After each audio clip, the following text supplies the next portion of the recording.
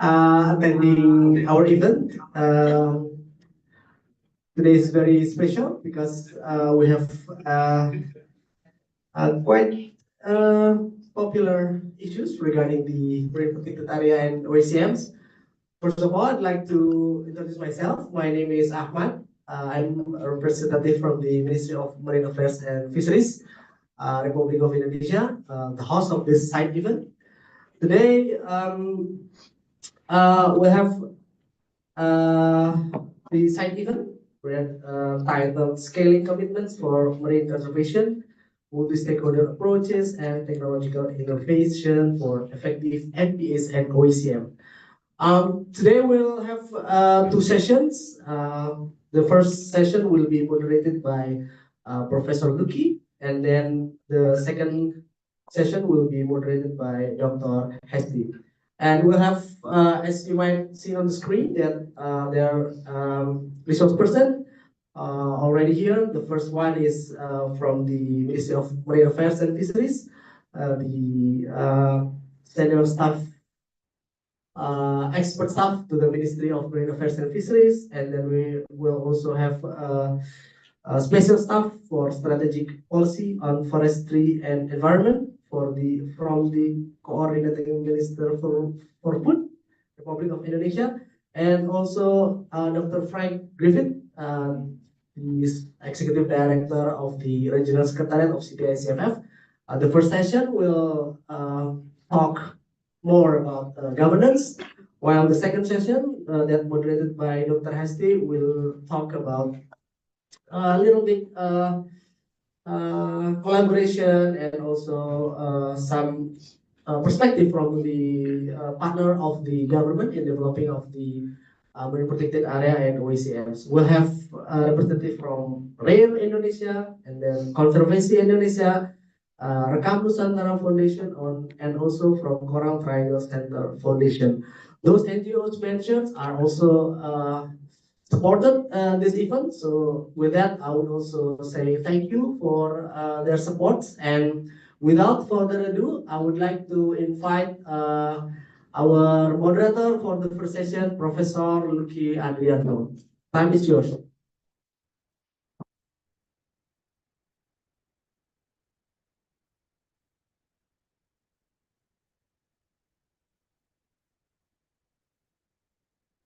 Thank you, Mr. Ahmad. I think it's right, yeah. Good morning Indonesian time, still 11 o'clock in Jakarta, but then still afternoon for Korean time.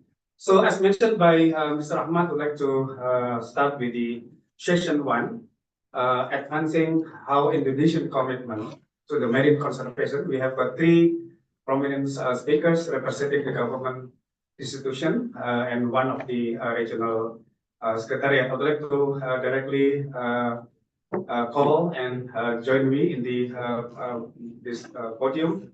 Dr. Hendra Yusransiri from the Ministry of Marine Affairs and Fisheries. Please just join with me. And Ibu Maizani Irmadiani from the Coordinating Ministry for Food Affairs, Republic of Indonesia.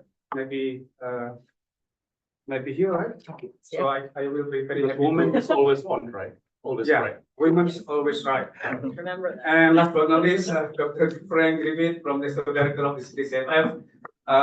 Three of them would like to give us a very big limited time, just 8 to 10 minutes commitments from the context of Indonesian perspective. As we know that there are two transformations in our long-term development plan according to the new regulation. One is the economic transformation policy, and then two is the ecological transformation policy. And how then the marine conservation area or MPA, for example, can also support what we call the blue food security. That's why I would like to invite first Dr. Hendra Yusransiri, special staff from the Ministry of Marine Affairs and Fisheries, and also after that, back to back with two ministries of fisheries and then the coordinating Ministry of Food Affairs. Ibu Mesani will talk about how to safeguarding marine and coastal ecosystem for national food security. Dr. Hendra will focus on how then driving Indonesian commitment to achieve the coming Kunming Montreal Global Biodiversity Framework. after these two prominent representative ministries, then I would like to invite Dr. Frank as the regional commitment to the context of the perspective of the ocean protection and sustainable fisheries from the context of the regional perspective.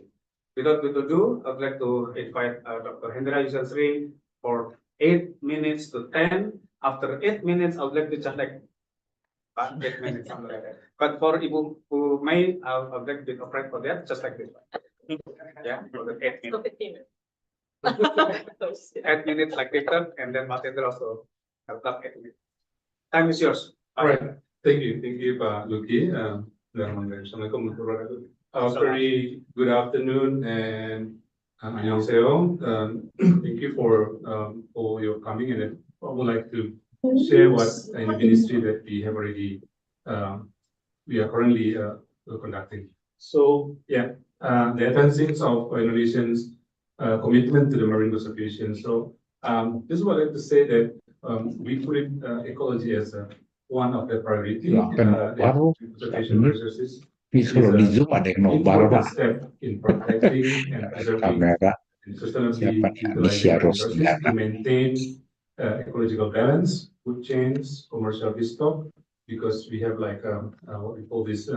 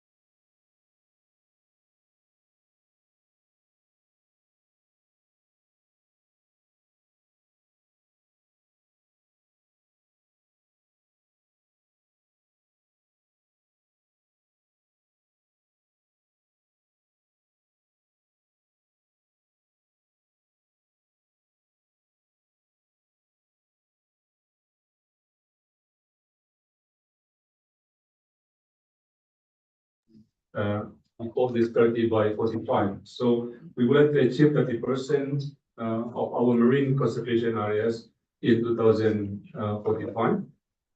Right now we have designated like 229.9. So if you can see that, so by having 30% means that we have 97.5 million hectares in 2045. Which means that right now we need more like 67.6 marine protected areas. At least every year we have to establish 3.38 million hectares, which is really huge and also very ambitious, I guess. And that's why we need some more creative, innovative, in addition to how we implementing the expansion, as well as like we need to find some solution to achieve the target. Right now, we would like to present to you. There are two, at least. First, what we call this MPA pelagic, and the second one is OECM, other effective conservation measures. So for MPA pelagics, we have already established in North Sulawesi things close to Pak Frank office, not very close, takes like 1 night to sail to the area. This is an MPA pelagic located in like beyond 12 nautical miles in the Sangihe Laut. The size is like 600 more than 600,000 hectares. And our target is pelagic such as like skipjack, and then like haramide, and also a mackerel. So this is like a commercial fish we would like to make sure to become MPA. There are some activities that we need to be done, such as like we have to ensure that we establish MPA pelagic management plan, and then national guideline. And then there are some potential areas, such as like in Western Sumatra, which also will be part of the Blue Halo area. because in our fisheries management system will be classified as fisheries management area 572. And then we have to integrate it into national plan, special plan. And to do that, we need to also establish national forum for MPA effectiveness. So far, we have effectiveness tools, but we call this MFICA. So we calculate each year. And of course, when we have established this, we have to develop national system.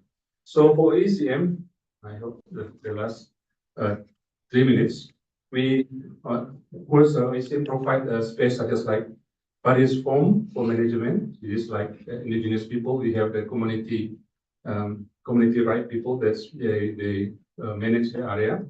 Also fishing group and private sectors, probably like for example like Oil Rig Indonesia.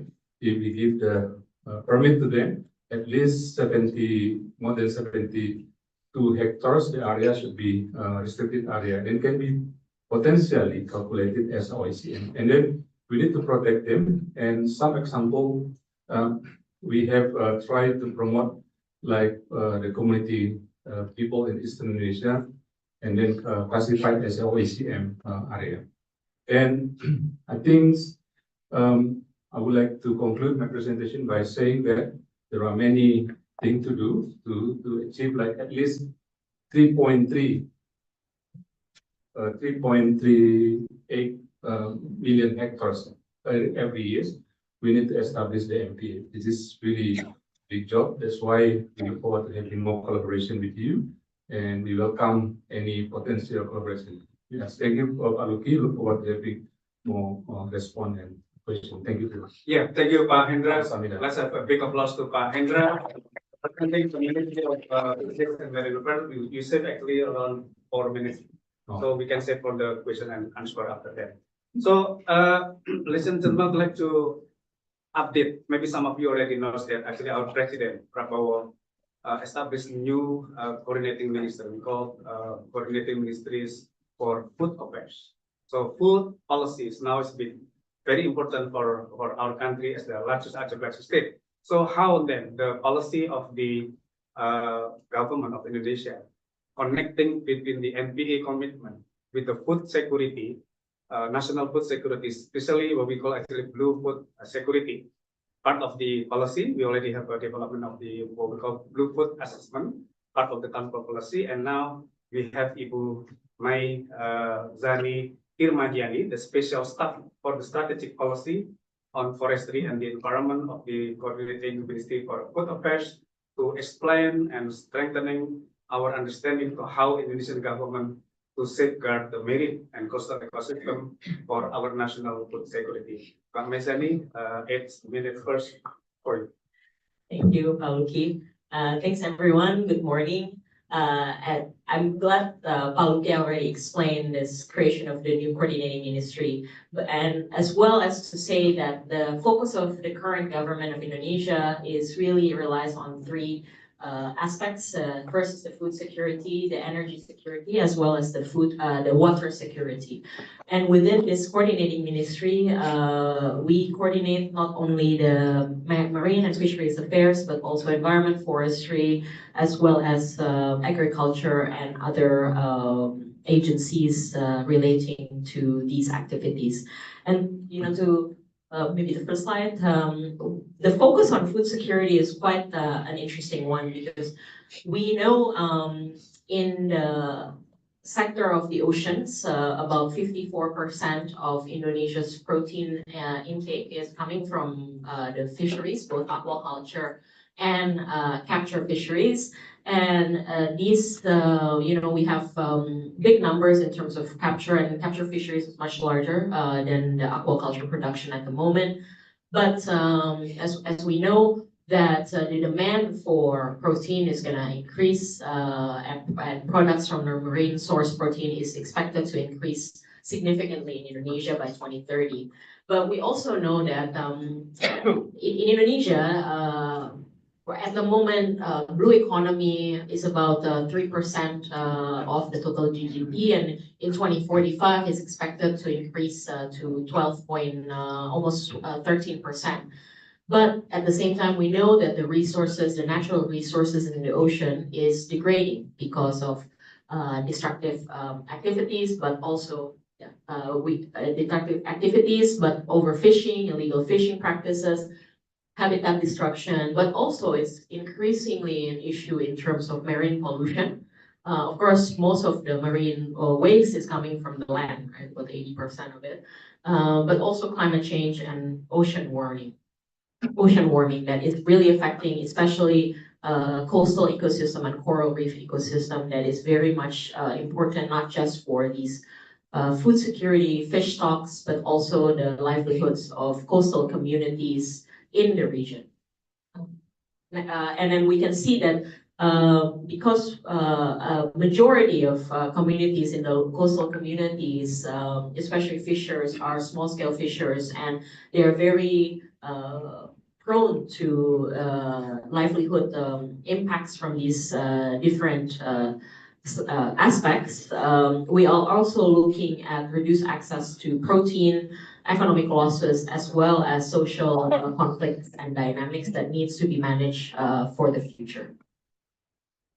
And within the Indonesian government, actually, it's if you think about food security or water security or energy security as a priority, you should look at it in a way that it's actually kind of the output or the impact that we want to see, right? There is food security available and all of these things. But how to achieve these things is important that we know the foundation of these impacts can only be gained if there is healthy ecosystems and reliable food sources in this case. So the focus, I think Hendra mentioned from MMAF, that we are looking at not just marine protected areas as a way to protect coral reef ecosystem, but also fish stocks for the future. So looking at healthy ecosystems within the ocean and the coastal areas to protect ecosystems like coral reef, mangrove, seagrasses is important, as well as looking at what can we do to buffer climate impact and maintain productivity. So the Indonesian government is also looking at how to develop village-based economies for the future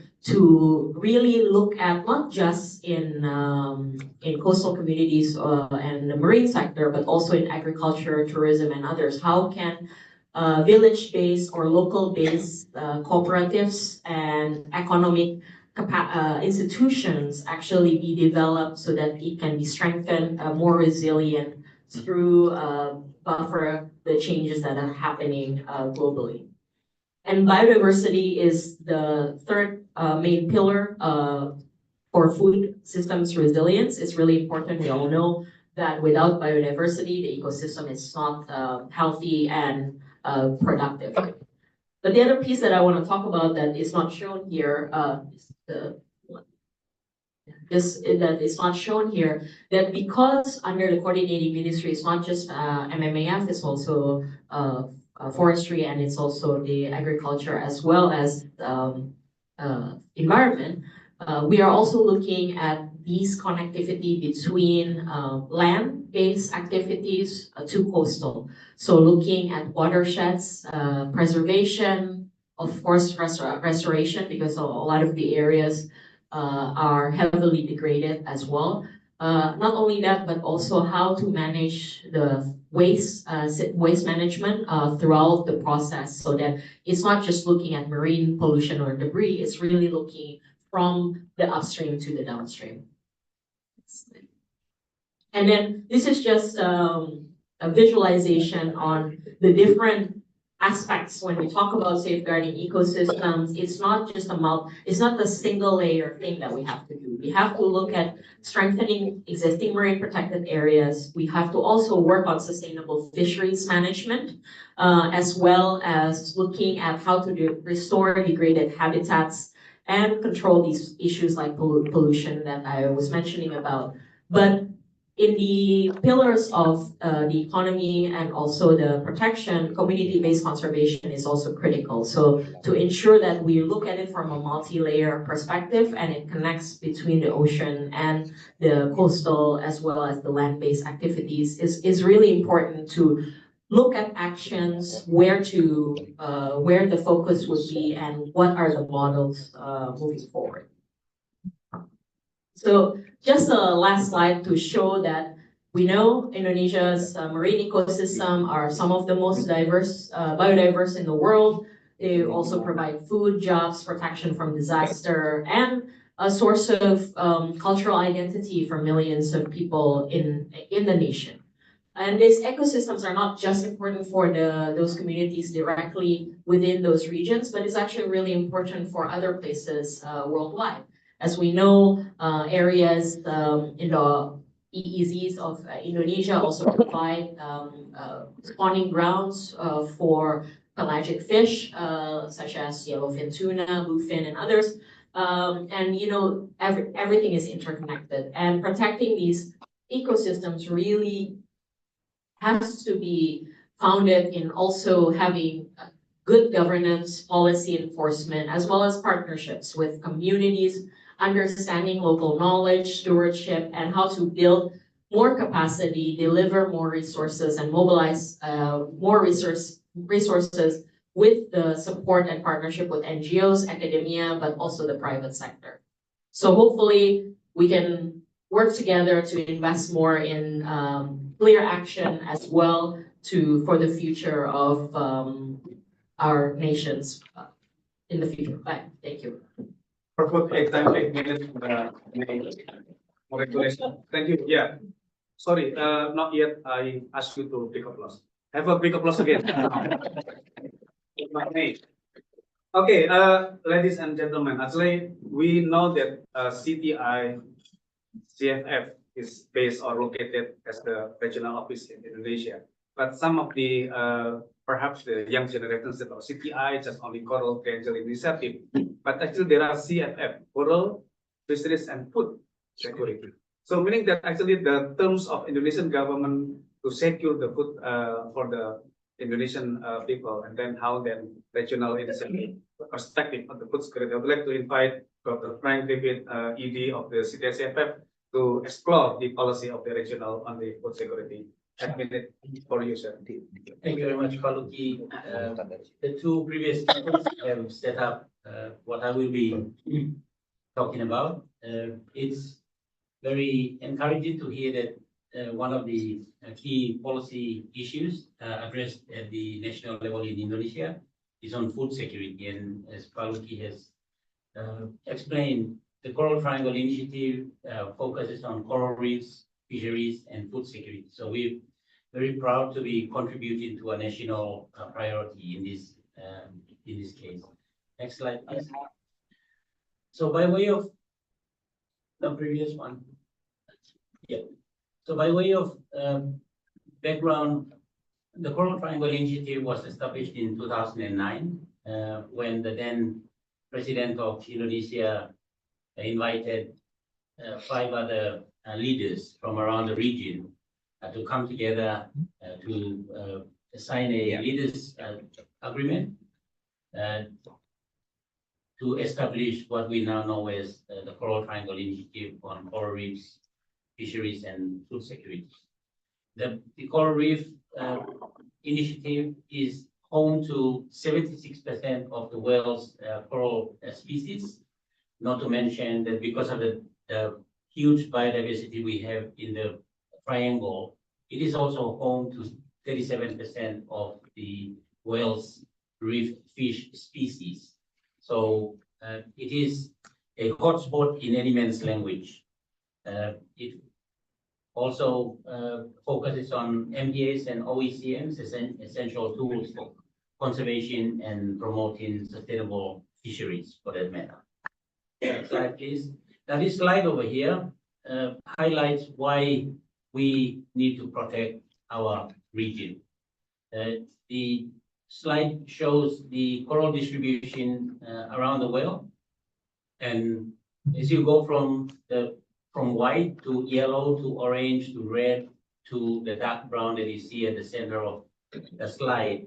It also highlights the number of coral species that you find in each of these different regions. So the darkest spot you can see on the diagram is the Coral Triangle region, and it is an area where you will find more than 500 to 600 different species of coral species found anywhere else in the world.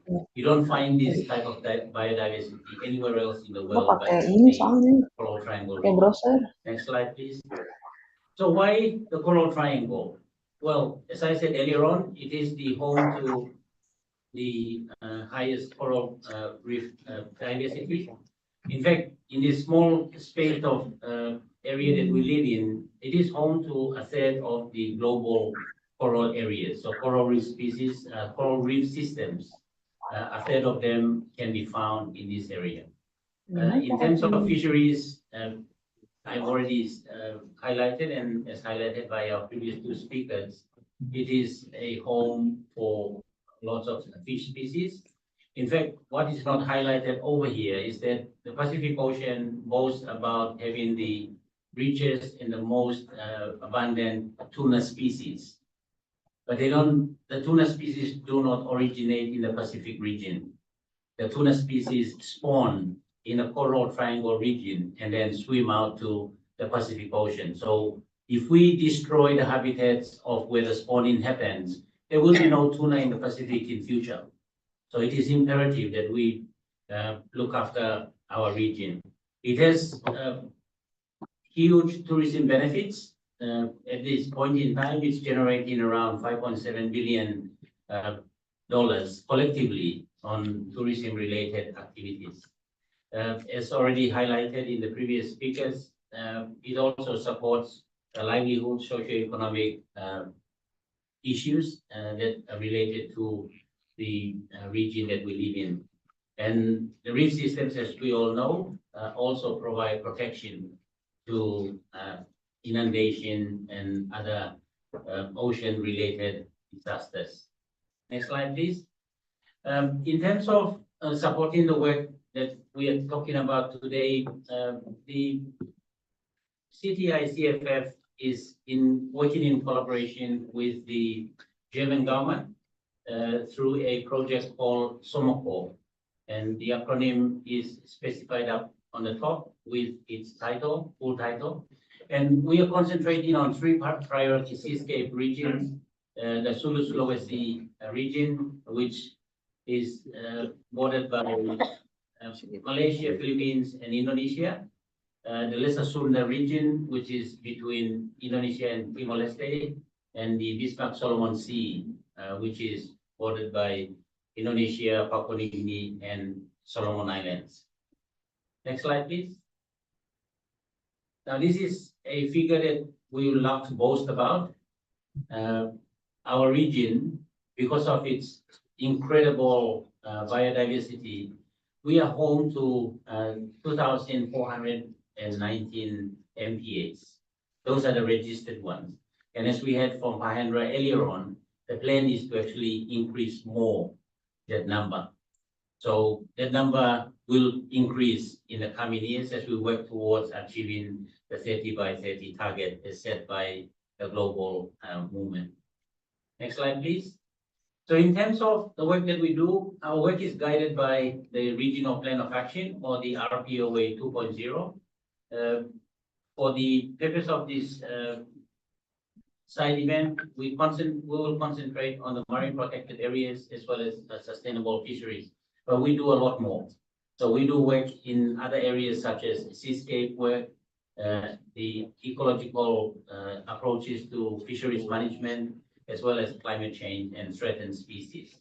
So in terms of the marine protected areas, the definitions are still being discussed, and because there is different applications of this term marine protected areas, and in recent years a whole new concept of OECMs has been thrown in there. So it is not a clear definition as yet, but hopefully in the coming years we will be able to settle on a definition. So for us in the CTI region, these are designated areas where there is a restricted human activity and protecting marine ecosystems for the purpose of making sure that our fish stocks and other resources are maintained. And the idea is we see, and as I explained earlier on, the idea is to actually increase this in the coming years. In terms of sustainable fisheries, we plan to implement measures to reduce overfishing and promote sustainable fishing practices. It's a no-brainer if you start to do or keep doing what you are doing and depleting the fish stocks and also destroying the habitats that these wonderful animals and resources actually live in. So, next slide, please. Already 8 minutes. Oh, Dr. Frank, okay. you have another 2 minutes. Thank you so much. Okay, in terms of how we measure the effectiveness of the marine protected areas, we have a system called city MPAs, which is very similar to the IUCN's green list. So at this point in time, we are reviewing the city MPAs to bring it into alignment with the IUCN green list to strengthen our management systems. And the idea is to help measure effectively how MPAs have been managed as we work towards the 30 by 30 targets. This slide shows the collaboration work that is happening in terms of managing sustainable fisheries in the region. The partners that you see over there are the ones that we are collaborating with to make sure we have a good coverage of food security in the region. Next slide, please, on challenges. The challenges that you see over there are challenges that run right across the whole globe. Funding and financial sustainability is an issue, and it's a topic that we're talking about in this gathering as well.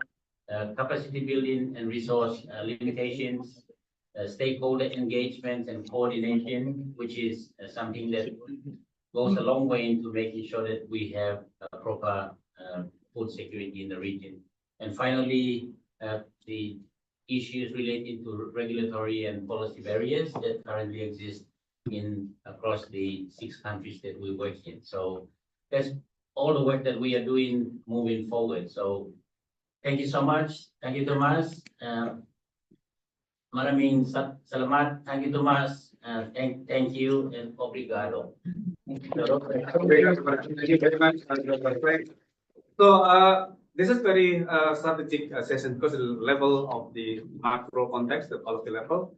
I know that some of you have a question, but due to the limited time, I would like to just only one very strategic question because we still have like second session and we can do more Q&A after that. Is there any one question to all of the prominent policy makers, decision makers here? If not, then you can just save that question and then we can do a Q&A after the second session with more on the technical things, how the multi-stakeholders collaboration can do for making our ocean healthier. By saying that, I would like to close the session and thank you very much for this opportunity. I'm Luki Adrianto from IB University and see you around in this our ocean conference. Thank you very much. Assalamualaikum warahmatullahi wabarakatuh. Thank you, Mbak May. Thank you.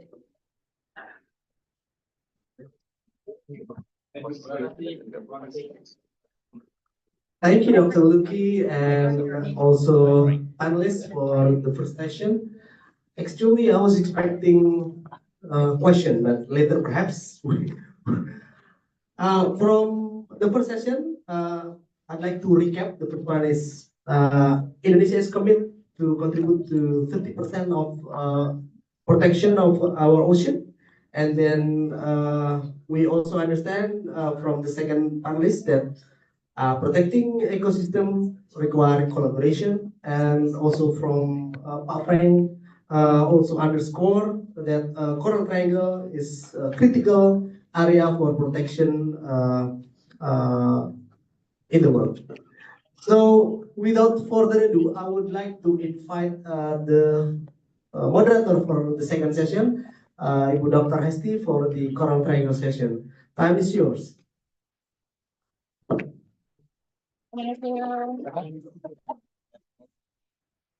I'm gonna sit here, yeah? Okay.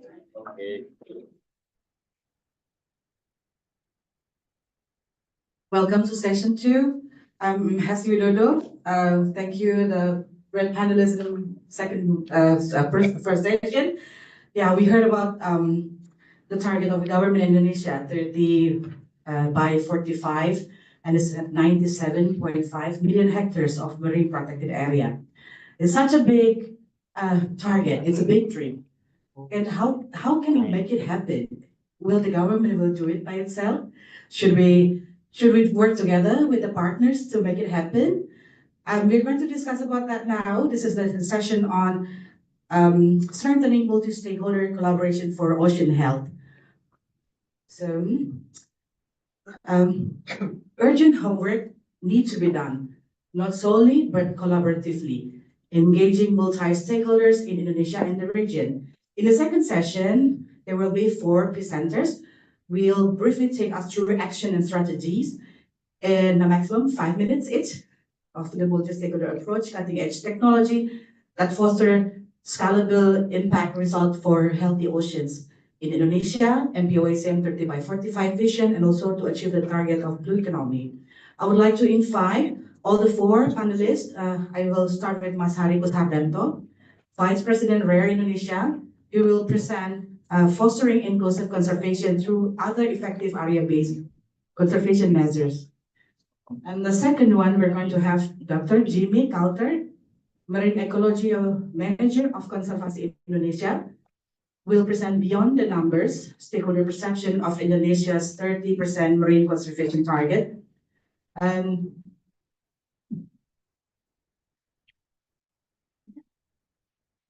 I would like to call Dr. Heidi Ratno-Nintias, Director of Fisheries Resource Center of Indonesia, on counting what counts, advancing data-driven conservation through technology and ecosystem service valuation.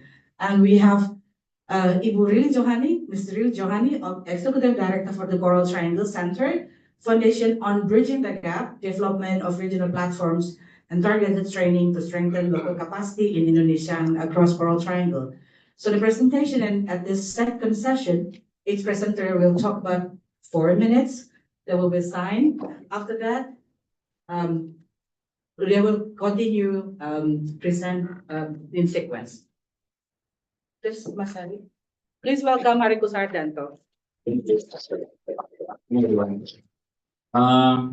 Yeah, as mentioned by Dr. Hendra previously, that soon, maybe any soon this May or maybe in June, we are going to launch 2045 MPA OECM vision. What is interesting, because in the 2030, we call it 2030 MPA vision, but this revised document, it is called 2045 MPA OECM vision. And actually it is a very collaborative effort between the government of Indonesia, the Ministry of Marine Affairs and Fisheries, and many marine NGOs, many of whom actually sitting in this panel. And it outlines how the government of Indonesia achieve its 30% target by 2045. Maybe the next question is, what is the contribution of OECM? Because why it is called MPA and OECM vision? Based on the current study that, again, many of us sitting here in the panel did, actually OECM in Indonesia contributes about 10.4 millions. Maybe many of people who don't know much about Indonesia will say, wow, it is huge. But actually, if we compare to the 30% target of the country, 10.4% will only contribute to 3.5% for the 30% target. So actually, again, if we are looking at the MPA-OECM vision, the primary instrument to achieve 30% is actually still MPA. OECM contributes only 3.5%.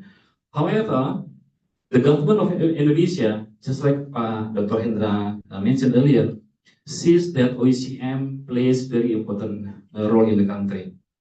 The concept itself, actually it is new, but however, many coastal communities in Indonesia, be it the customary communities, local or traditional, they already practice this community-led conservation and coastal area.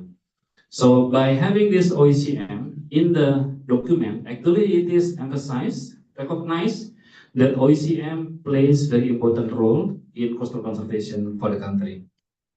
Not only that, so basically the government of Indonesia, they welcome the government, the NGO partners to run the initiative. So REL is leading the initiative alongside with many NGOs partners. We run the initiative and we try to have a legal and strong foundation for OECM.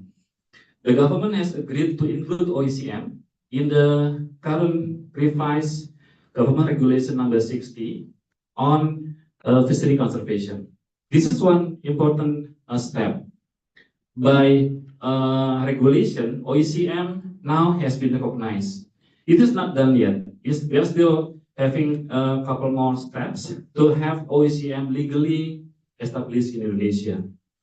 But actually, what more important is this initiative not only will OECM actually contribute to the achievement of 30% target, but also actually it sustains the long-standing practices of community leadership for conservation in the coastal areas. This will ensure that biodiversity conservation will not only about numbers, it is about sustaining the benefit for local people and also the involvement of many local people in coastal areas to conserve the biodiversity. Moving forward, we are seeing that OECM will then fill in or complement the traditional MPA in the country. So OECM will then protect areas outside of MPAs that also have high significant biodiversity value. And this is very, very important for us working alongside the government to protect the coastal areas and the biodiversity, and also people whose living is actually depending on the coastal area ecosystem. Thank you. I think I'm still having 1 minute. Yes, Okay. Again, okay. We still working closely with the government. So after this, one big task is actually to have OECM under the spatial system of the country, because conceptually it has been recognized, but now we are trying to have OECM so it can also be recognized under the spatial management system. And it is very, very important, because if we have those two legal bases for OECM, then OECM will be sustained in many, many years to come. Thank you. Thanks, Masari. I will respond to. Let's continue with the next presenter, Dr. Jimmy Culture. Thank you, Behesti. So, good afternoon, everyone. I think it has been stated several times that Indonesia has a very ambitious commitment to protect 30% of Indonesian national waters by 2045. It is by any means is an ambitious goal, and I believe that the government will not be able to do it alone. It has to be supported by all parties, all stakeholders, all partners, and to ensure that this ambitious goal is inclusive, effective, and grounded in local realities. Conservasi Indonesia has been supporting the government to conduct a series of stakeholder consultation throughout the year. In total, we engage 188 stakeholders from 10 provinces in Indonesia. The one that is highlighted in the box, red box, it is the key marine areas of marine ecosystem in the areas, part of the Coral Triangle as well. So from that consultation, we analyzed 64 comments from key stakeholders, and we have done several analyses a descriptive analysis to see the distribution of the stakeholders, institutional representation, inclusivity, including gender, and then local communities. And also we try to understand the sentiment of each comments, whether they are in favor of the expansion, against, or they have a neutral response toward the idea of expanding the marine protected area. And we also count the issues frequency. We have several categorization of issues and concerns that consistently mentioned by the stakeholders. And we also try to compare the perception of each stakeholders from each location as well. Before we dive into the perception of the stakeholders, you can see on the left side, or on the left side, on the bottom side, we have the common issues that frequently mentioned or discussed or raised by the stakeholders. The discussion largely centered about MPA management, governance, and policy, of course, in particular in terms of management effectiveness. And also the community and social aspects of the MPA's establishment is also frequently mentioned, particularly in the involvement of local communities and benefit sharings between MPAs and the community surrounding the MPAs. And of course, funding and partnership is one of the issues that always talk about in MPA discussion. Particularly in budget shortages and the needs of external fundings to help the government run the MPAs, and also that the shortages of fundings influence the effective management of MPAs. And in terms of resources management, fisheries management, sustainability, and tourism as well, frequently mentioned about during the consultation. As you can see in the middle, there are some opportunities and challenges that are outlined by during the discussion with the stakeholders. But the way forward is to strengthen the institutional capacity. And we believe that engagement with the local community, incorporating traditional knowledge is very important if we would like to achieve the 30% by 2045. And of course, the financing mechanism, the innovative way to fund the MPAs, to manage the MPAs is also very important, as mentioned by Pak Hendra. And us here as a partner of the government, it has to work very hard to ensure that the initiative is also very inclusive. At Konservasi Indonesia, we firmly believe that achieving the MPA vision is not simply about designing more areas, putting more areas on the map, about the coverage, about the percentage, but beyond the numbers, it is about building the partnership, trust, lasting stewardship between the government, the communities, and the ocean itself. Thank you. Great. Okay, Dr. Jimmy. Shall we continue with Dr. Yas?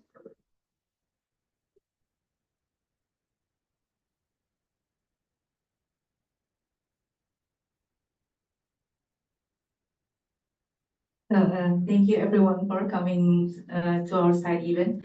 So while we are talking about the MPA and OECM and how to scale up the commitment, maybe I will take a different angle on this.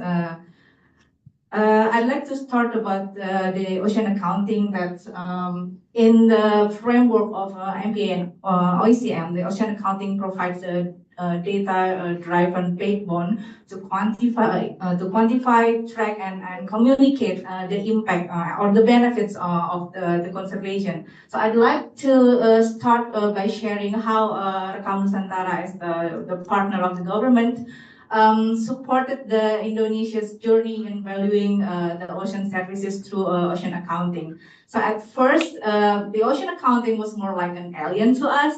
It's really difficult to understand. But along the time, we learned and understood that ocean accounting is important to better recognize what the ocean gives to us. So there are some benefits that ocean provide, like carbon storage, coastal protection, or fisheries production that might not be captured in a traditional economy system. And that's where the ocean accounting takes us go beyond the GDP. It captures metrics like ecosystem assets and how much money generated from the economic activities by the local people, and how much pollution or waste goes to the ecosystem, and how much loss will be caused if the ecosystem is damaged. And also, it even gives us a spot to invest or to make investment in restoration. So overall, it gives the government a tool to see the ecosystem as a capital that, which is the things that produce value over time. So we worked with the Ministry of Marine Affairs and Fisheries to conduct a survey and studies of the extent and condition of the coral reef, seagrass, and mangroves in West Nusa Tenggara. Our first pilot of the ocean accounting is in Gili Matra in West Nusa Tenggara. And that is, to date, this pilot has been expanded to all national MPAs under the MMFF jurisdiction, and 2 additional thematic ecosystem services accounting, focusing on mangrove in Central Java, and fisheries in Salim Bay, West Nusa Tenggara. Next slide. So as part of our effort in promoting data-driven conservation, we also supported the Ministry of Marine Affairs and Fisheries in the establishment of the offshore MPA in the Sulawesi Sea. So this already discussed before in the previous session with Pak Hendra. And in this effort, which aligns with Indonesia's 30 by 45 conservation targets, we integrate fisheries data, ecological information, and also oceanographic layers to justify the habitat that we would like to protect, such as habitats for pelagic fish, not only their habitats, but also their migratory corridors. And then, yeah, and while I have the opportunity in such important event like this, I wanted to highlight how our organization leverages our capacity in scientific data collection. So we, as an organization, Rekam Nusantara was established in 2013, and since 2018 we began collecting fisheries data. Back then we started with collecting shark and race landing data in 2018. And currently we are exploring more innovative approaches to gather more data, bigger data, including using the AI to improve our capacity and capability in identifying fish species, and also crowd data crawling, or we call it CDC, which can track or monitor the information going on in the internet. And one of the applications that we also support the government, especially the Ministry of Marine Affairs and Fisheries, in tracking the illegal wildlife trade. So by monitoring the trade of invasive alien species that's going on in the marketplace in the internet. So far we can identify where are the accounts or the seller is distributed over the archipelago. And so lastly, I'd like to close my presentation. It's quite a short one, but it's reiterating what we delivered in our commitment announcement yesterday. So we made our first commitment in the OOC. So it is essential to count what counts, because what gets measured gets managed. And since we cannot do this by on our own, so let's collaborate. Thank you very much.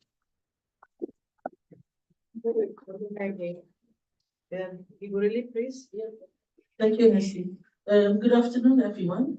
I would like to highlight this presentation more on the capacity building that we need to achieve 30 by 30. And this has been a central discussion with many governments from the Coral Triangle countries, but also in Indonesia.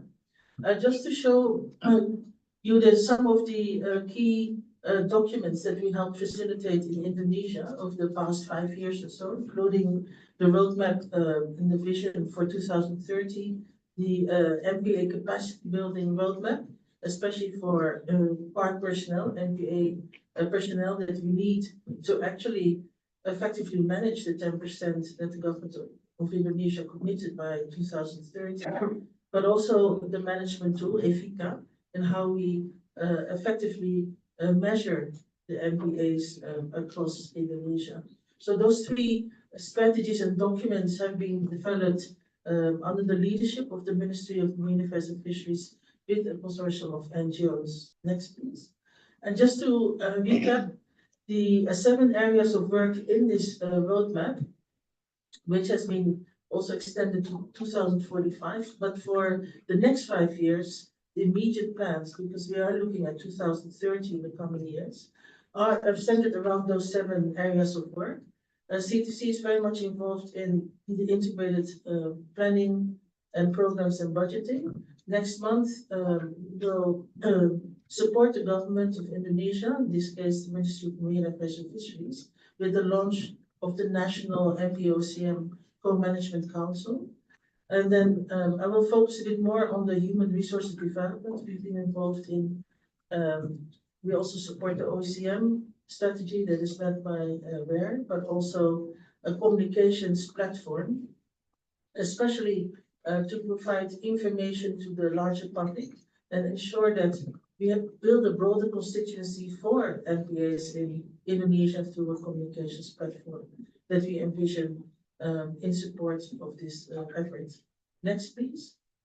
So CTC has been involved in MPA managers capacity needs assessments, training needs assessments. This was also done in collaboration with USAID MPA Collective, with YECAM. And our team conducted training needs assessment in 5 provinces, in this case, that are listed there on the left, and also in Bali and Maluku, as well as in Timor-Leste. And what clearly came out of those assessments is that there is really a gap between the required personnel needed to effectively manage MPAs as well as the required competencies. So there's a real need to accelerate, scale up, and target our training efforts together across Indonesia as well as the Coral Triangle. And some key elements that came out of this training needs assessment through focus group discussions with MPA personnel, university people who would help provide the capacity building, and local government was the need for resource monitoring, core competencies in resource monitoring, financial management, as well as human resources development. So again, it's about expanding and looking beyond the numbers, but also the human capital that is really needed to effectively manage those MPAs. Next, please. So in collaboration also with the Secretariat, Regional Secretariat of the Coral Triangle Initiative and other partners, we developed also a capacity building roadmap for the Coral Triangle in terms of how can we accelerate and catalyze the skills building across the 6 countries in the most efficient way. And we helped develop a stock take, looking at around 126 capacity building providers in the region who are conducting training of some sort related to coastal marine resources management, and also did a lot of consultations with the countries, with stakeholders in terms of the key needs for capacity building. And we developed a roadmap together. There's some information sheets outside in this context, but the key that came out was that 4 pillars are really needed to catalyze it. We look at the development of a Coral Triangle Initiative capacity building repository. So a lot of people were in favor of setting up training online, but also looking at ways of providing the stakeholders with information they need, whether it's experts, access to experts, or information for funding, scholarships, and so forth. So CTC is right now building out this repository, ideally in the 6 languages of the Coral Triangle. The pillar 2 is about leadership. So we very much focus also on youth and create internship programs across the Coral Triangle where students can actually learn in different settings about MPAs with emphasis on tourism, fisheries, climate change, or community-based approaches, so they can learn in depth about the differences and approaches that we deal with in the Coral Triangle, but also create a sense of ownership and future work perspectives for the youth. And the pillar 3 is more about establishing learning nodes, training nodes across the Coral Triangle, working with local universities, local providers to actually push the training needs and the training implementation to the field levels. And we look at ways to localized capacity building, identifying also local NGOs, CSOs who are better positioned to do the training across the region through this multiple tiered system of providers. And the last pillar is about learning exchanges, training. We see that also within the context of the structure of CTI, with its different working groups and cross-cutting themes. It's very effective to organize cross-learning with MPA managers or fishers, youth, within the priority seascapes, Bismarck, Solomon, the Lesser Sundas and the Sulu Sulawesi eco seascape, and also across the seascapes. And yesterday we also made our OOC commitment on behalf of CTC in particular, that we are committed to invest in this process for the Coral Triangle Initiative for Timor-Leste and for Indonesia for the next 5 years with a budget of $6 million. Thank you so much. And again, I'd like to appreciate the leadership of the Ministry of Marine Affairs and Fisheries in all of these very ambitious goals, but also tangible outcomes that we work on together.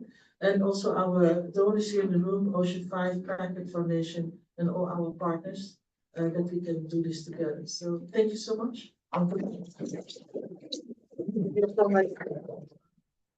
We heard a lot of partners committed toward actions, and we heard from about OECM enhancing participation and inclusion is very crucial of resources management, supporting expansion, also the target of marine and conserved area.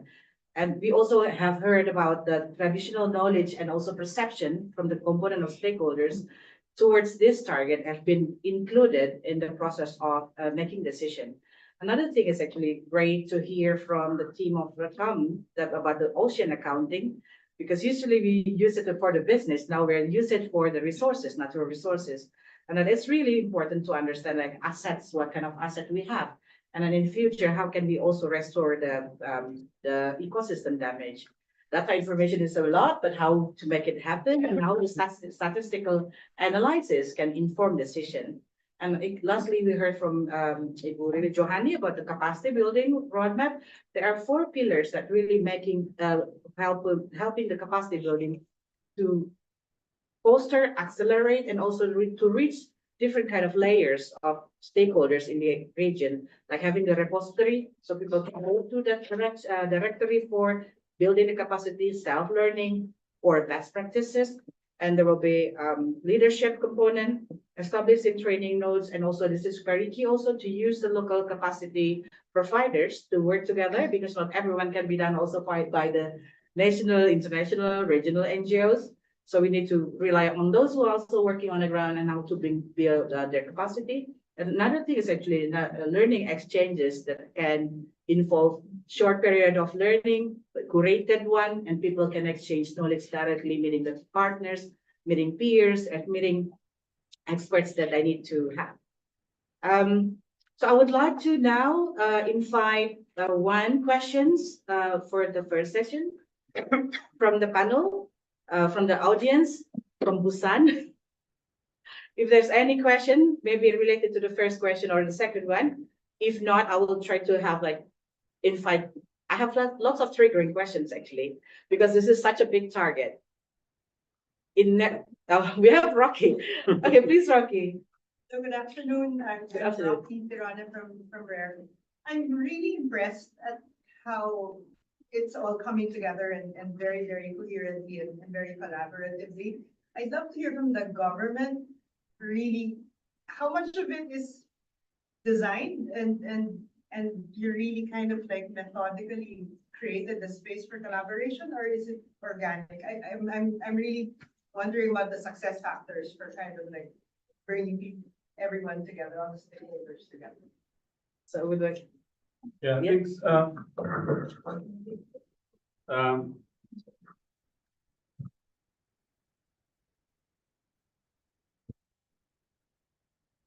We appreciate,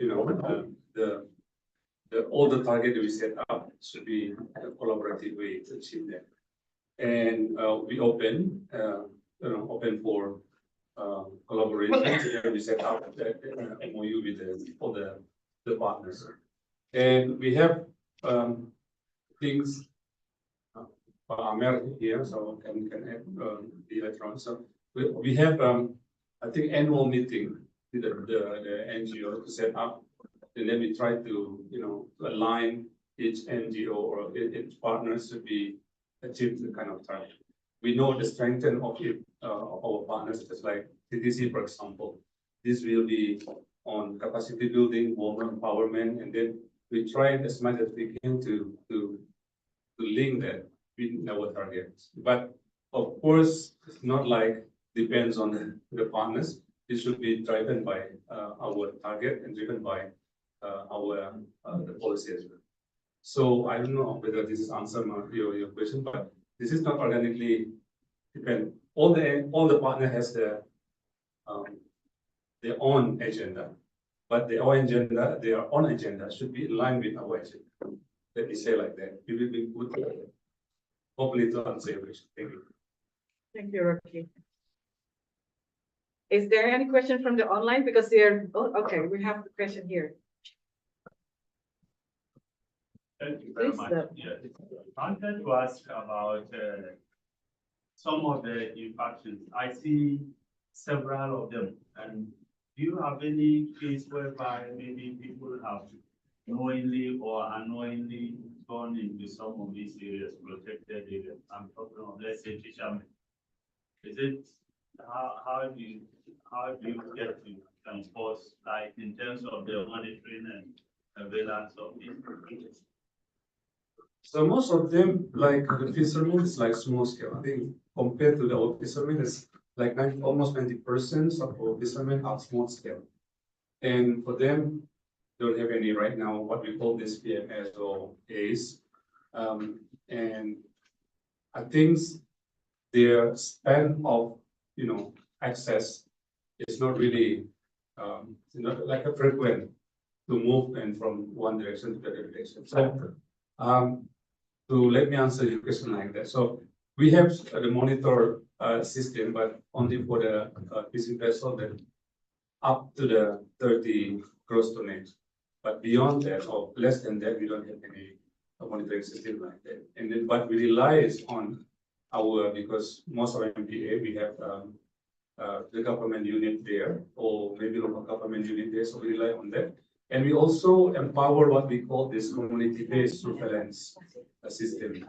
So we set up in many conservation areas, and we hope that we can be like that. And the government also provide some incentive, what we call in Bahasa Indonesia Compact. That means like Conservation group. Conservation group. Yeah, consumption groups, but this is like we incentive that if we understand that to guard the conservation area, they have at least get the economic benefit.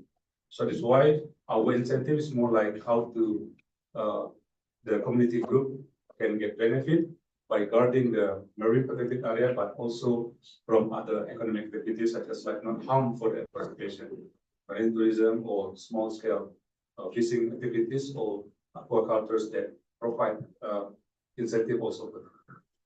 Hopefully to answer your question. Thank you, Dr. Hendra. I would like also invite the panelists here to provide answer and sharing also experience working with local community for the surveillance or data monitoring.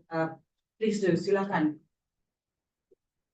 Let me share what we normally do with our communities. So we basically train our communities in surveillance, and we try as much as we can to have self-funded surveillance. So it is funded through their own money or through the village fund.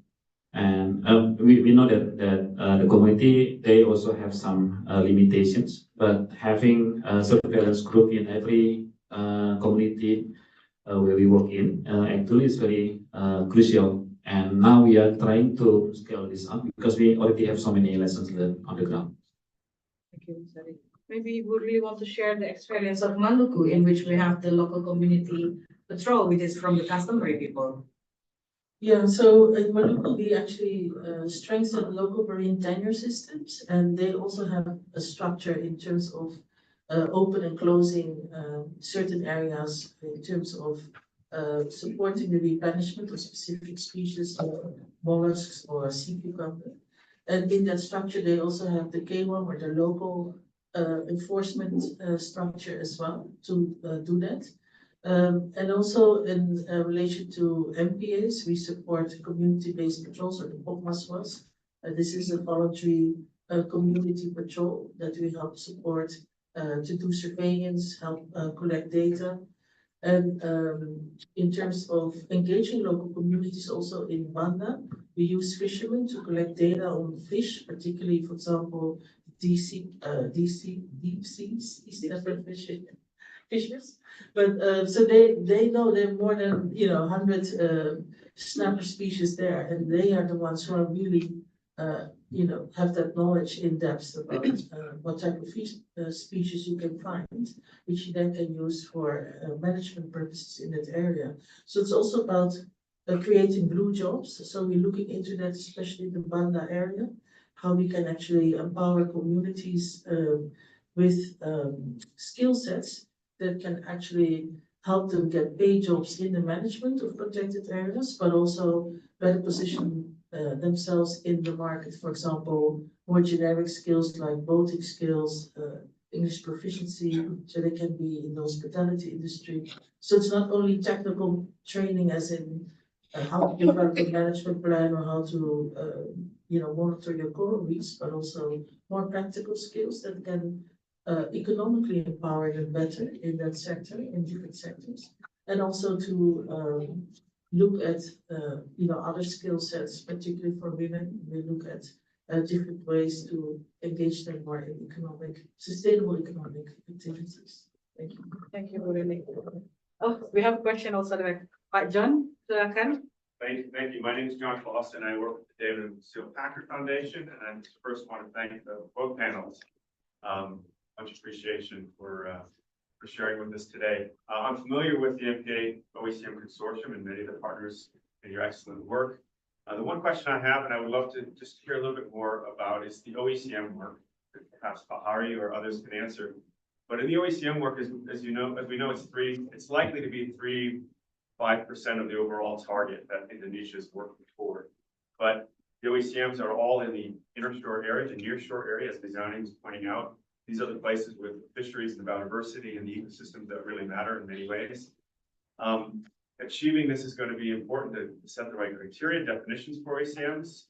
I know there's a global standard being established by this. Indonesia is going to be establishing theirs. What are you doing to go and trial some of those definitions and criteria within the OECMs themselves? And how are you approaching this so that the communities and their partners that are working already in these places, whether it's an LMA or otherwise, with OECM type models, to ensure that their consent or their recognition of what is being asked of them fits with their needs and what they're structuring their approach around? Yes. Thank you, Pak John. Please, Mas Hari. Thank you, Pak John.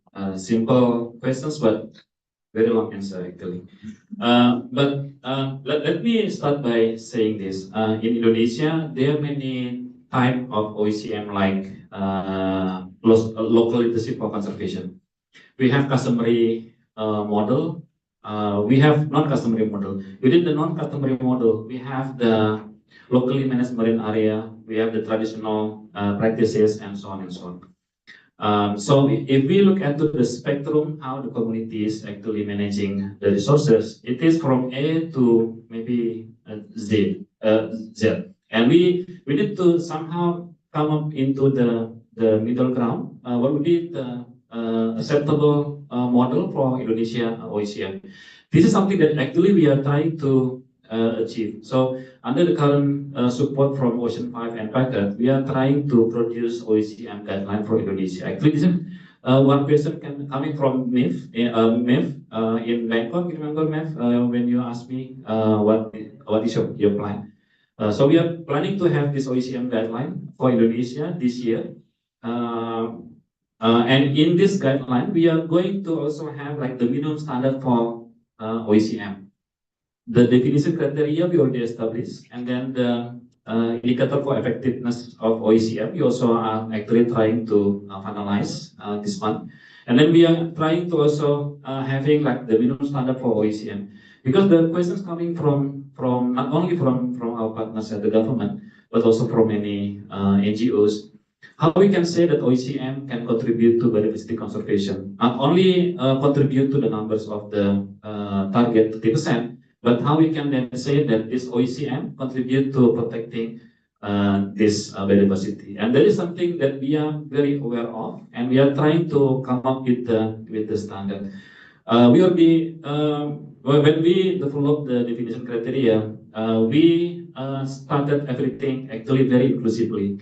We started from the academic societies, so we got support from the Professor Luki to invite many people from university across Indonesia to learn about this OECM and then share the lessons. We also invited many NGOs, local NGOs, big NGOs, basically to capture the lessons of the community-based coastal conservation. There are so many examples. Even when we pilot tested the definition criteria of OECM, we learned that among our the consortium members, the approach for community-based is a different one from another. And we are trying to come up with a grid and also maybe a simple standard for that, John. I don't know if this is answering your question. I think can I add this? Yeah, silakan Pak Indra. This is interesting to have. Yeah, a simple answer for me.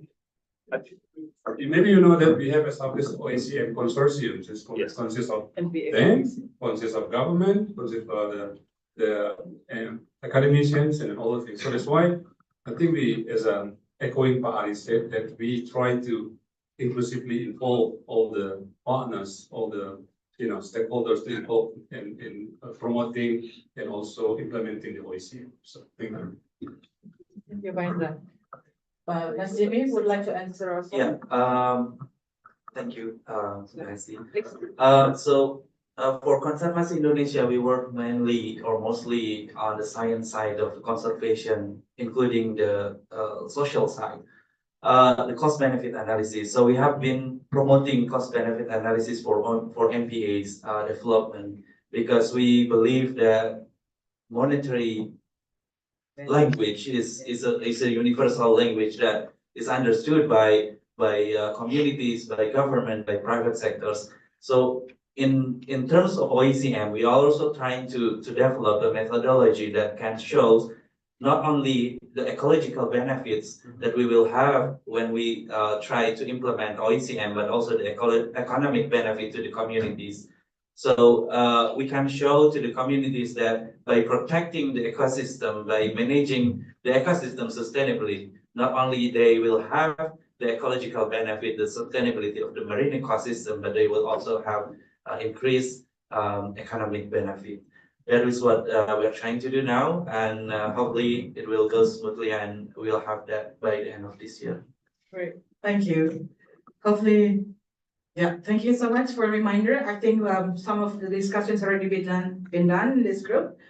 To look at what we have been discussing in session two, I think there are three things that we heard a lot. Expanding conservation beyond MPAs, especially from the OECM. This is a new term, new practice. I think everybody still need to understand what is OECM itself and understand what this is actually another tools to conserve biodiversity in situ. It's part of the in situ conservation.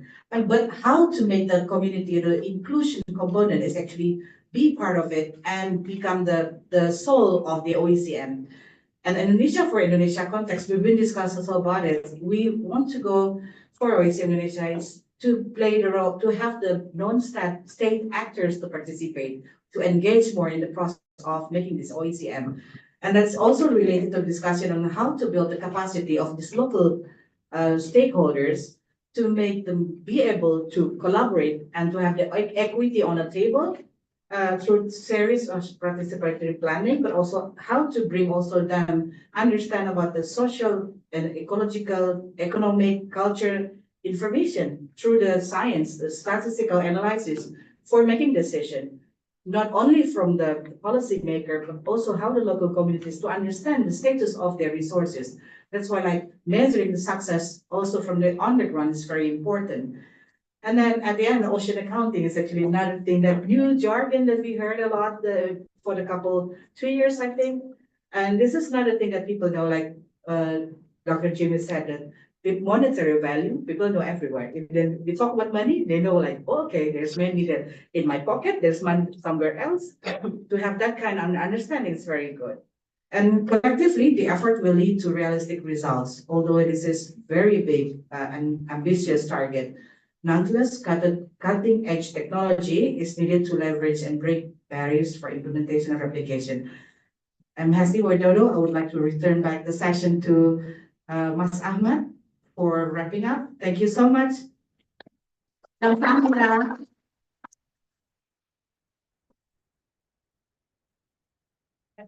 Very well. Thank you for the moderator of session 2 and also all panelists. So this is just for the closing of our events. We'd like to acknowledge the support from our partners listed. Also, without you guys, this event, though it's hosted by the Ministry of Foreign Affairs, would not be happen. So we thank you all. And as this OOC theme is called Our Ocean, Our Action. So this is part of our action, in particular Indonesia action, to contribute to the Kunming-Montreal Global Biodiversity Framework to achieve 30% of biodiversity protection. Thank you very much for your Time for networking, silakan. Pada deg-degan. Foto, oh ya, let's do the photo. Penting buat laporan, Mbak Mei. Terima kasih banyak. Terima kasih.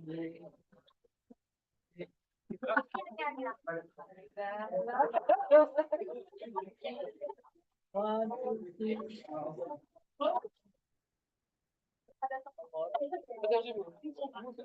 Thank you.